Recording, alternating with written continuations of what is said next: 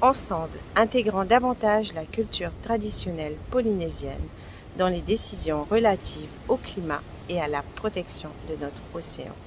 Ensemble, préservons la biodiversité animale et végétale endémique de Polynésie française en renforçant les actions de préservation des espèces menacées. Ensemble, protégeons 30% de l'océan et de nos lagons, dont un tiers en protection forte. Ensemble, gérons durablement la pêche en créant des zones réservées à la pêche artisanale et en luttant fermement contre la surpêche dans le Pacifique.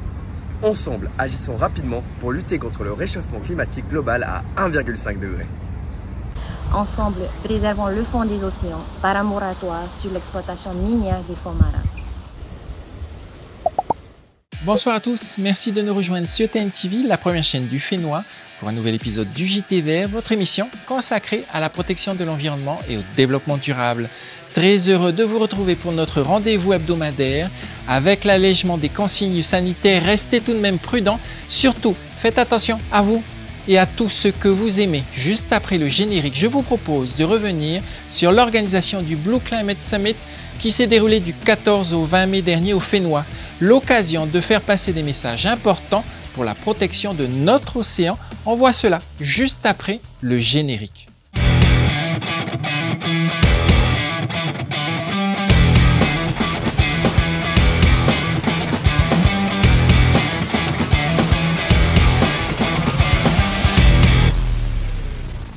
Comme beaucoup d'entre nous, tous les jours, le matin puis le soir, je devais ramasser les feuilles tombées des arbres du jardin. Et ils en produisaient des feuilles tous les jours que Dieu fait, encore et encore. Cette corvée quotidienne, une majorité d'enfants du Fénois l'a connue ou la connaissent encore aujourd'hui. Combien de fois j'ai maudit ces arbres produisant autant de feuilles car ils m'empêchaient d'aller jouer dans le quartier. Combien de fois j'ai souhaité que ces arbres disparaissent dans la nuit, qu'ils tombent une bonne fois pour toutes, histoire d'être débarrassé de ces foutues feuilles. Et le temps a passé, j'ai grandi, j'ai mûri, je continue à ramasser mes feuilles le matin puis le soir. Elles me rappellent mes souvenirs d'enfance qui n'étaient pas si ingrats après tout. Elle me rappelle les histoires que mon grand-père me racontait après l'avoir aidé à ramasser toutes les feuilles du jardin. Elle me rappelle surtout combien ces feuilles sont des trésors, le trésor qui enrichit la terre et son humus, le trésor qui enrichit également votre esprit lorsque vous avez besoin de vous remémorer vos souvenirs d'enfance. Ce soir, lorsque vous ramasserez vos feuilles tombées dans le jardin, voyez-les comme des trésors et vous y découvrirez toute la richesse de la biodiversité. Bonne émission. Love me tender, love me sweet, never let me go. You have made my life complete, and I love you so. Love me tender, love me dear, tell me you are mine. I'll be yours through all the years, till the end of time. Love me tender, love me true, all my dreams fulfilled. For my darling, I love you, and I always will.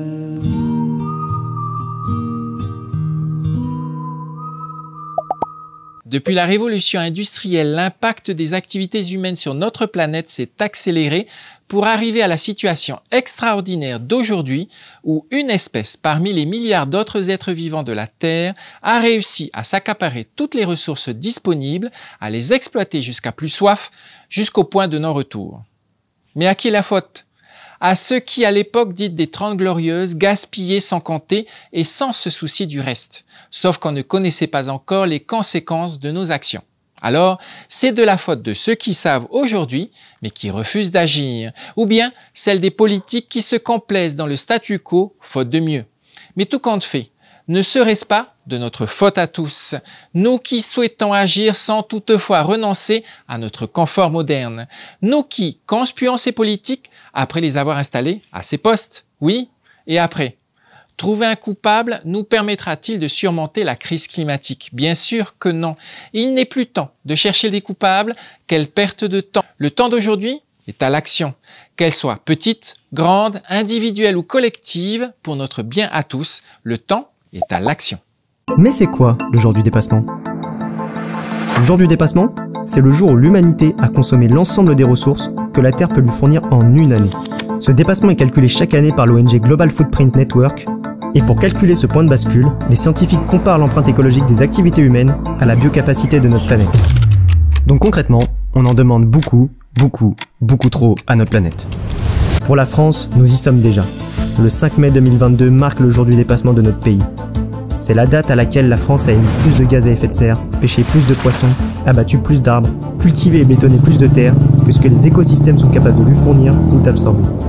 Et ce dépassement n'est malheureusement pas nouveau. Pire, il s'aggrave depuis des décennies. Non seulement la France n'est jamais parvenue à l'équilibre qui lui permettrait de contenir son empreinte, mais elle a creusé l'écart depuis 60 ans. Mais il est encore temps d'agir. La dernière étude du WWF montre qu'il est possible de faire reculer le jour du dépassement de 25 jours en un quinquennat seulement. Ce serait une première dans l'histoire de la France. Aucun président français n'est parvenu à le faire au cours de son mandat. Pour réduire l'empreinte de la France et faire face à la crise écologique, le WWF appelle le président Emmanuel Macron à déployer une planification écologique dès maintenant. Le temps est venu d'inverser la courbe. Vous avez sans doute entendu parler du Blue Climate Summit, cette grande réunion consacrée à la protection de l'océan et à la lutte contre le changement climatique. Organisé du 14 au 20 mai dernier, l'événement a rassemblé des scientifiques, des innovateurs, des investisseurs, des communautés et des leaders mondiaux pour tirer parti de la recherche et de l'innovation et faire avancer des stratégies basées sur l'océan pour combattre le changement climatique. Profitant de l'occasion, le pays a annoncé quant à lui organiser 3 événements majeurs en marge du sommet. Un accueil officiel des participants à la présidence, un accueil traditionnel au marais de Tapu Tapuatea et enfin un grand concert sur l'aire de spectacle Toata. C'est l'occasion, a indiqué le gouvernement, de faire entendre la voix des îles du Pacifique et de promouvoir le modèle polynésien de protection et de gestion durable de ces espaces et de ces espèces. On écoute justement Henry Puna, le secrétaire général du Forum du Pacifique. I'm extremely pleased to be able to join you all at this summit because it is for me an opportunity to explore and to discuss innovative solutions to accelerate ocean-related solutions to climate change. Together, we share a passion, a dedication and commitment to the conservation and sustainable development of our oceans. You see, for us here in the Pacific, as was made clear earlier on, the ocean is more than just a resource to us. It is everything to us, our highway to the rest of the world and a connector with each other. It is our livelihood. It is our identity. It is our past and is our future. Voilà les amis, le JT Vert est maintenant terminé. Nous espérons que vous avez passé un bon moment avec nous. Vous pourrez retrouver notre émission sur le replay de TNTV ainsi que les réseaux sociaux du JT Vert. Faites attention à vous et à tous ceux que vous aimez. Restez prudents. On se donne rendez-vous dimanche prochain, même heure, même chaîne.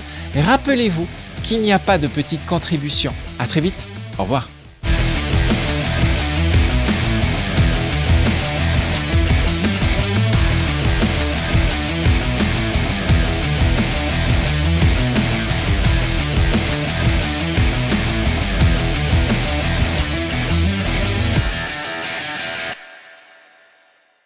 Prochainement dans le JT Vert, je vous propose de revisiter la Marseillaise. Dimanche prochain, aux actes citoyens pour notre planète, pour nous tout simplement. C'est dimanche prochain dans le JT Vert sur TNTV.